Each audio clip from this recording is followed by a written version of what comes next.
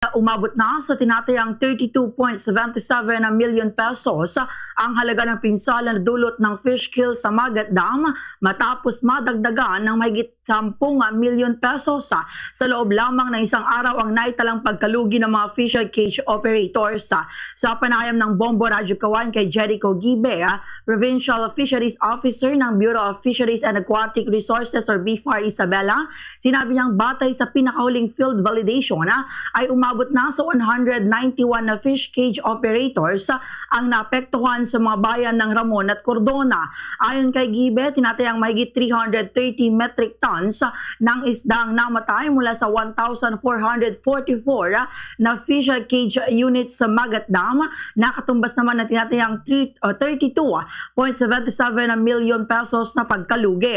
Sinabi niya na karamihan sa mga fish cage operators ay halos wala nang naililigtas na isda, kaya ang natitirang mga buhay na isda ay agad nang ipinagbibili o sinasailalim sa forced harvest upang mabawasan ang kanilang pagkalugi. Kasabay nito, binigyang din ni Gibe ang kahalagahan ng tamang disposal ng mga namatay na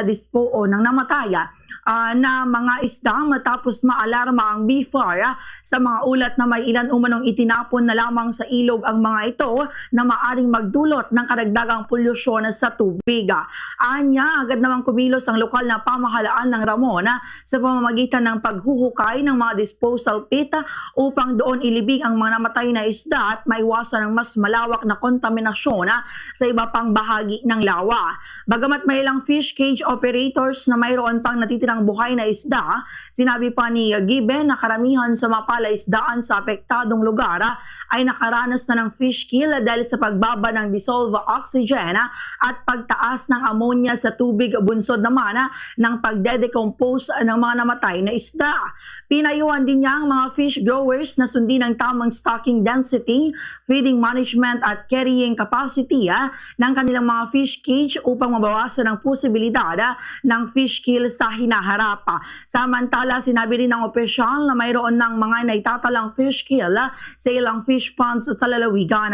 Dahil dito patuloy ang sinasagawang assessment ng BFAR upang matukoy ang lahat ng naapektuhang fish farmers. Dagdag pa niya, may nakahanda na ring rehabilitation program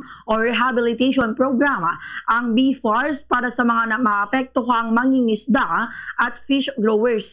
Katuwang ang ahensya ng pamahalaan upang matulungan silang makabangon mula sa pagkalugi dulot ng insidente. Ganito ang bahagi ng pahayag ni Provincial Fisheries Officer Jericho Gibe. Meron na tayo 191 fish cage operators affected out of 1,244 units na fish cages dun sa Magat Dam. And all in all, we estimated more than 330,000 metric ton ang loss, yung mga namatay na fish, worth 32.77 million. So yung estimated namin na damages dito sa insidente na fish kill.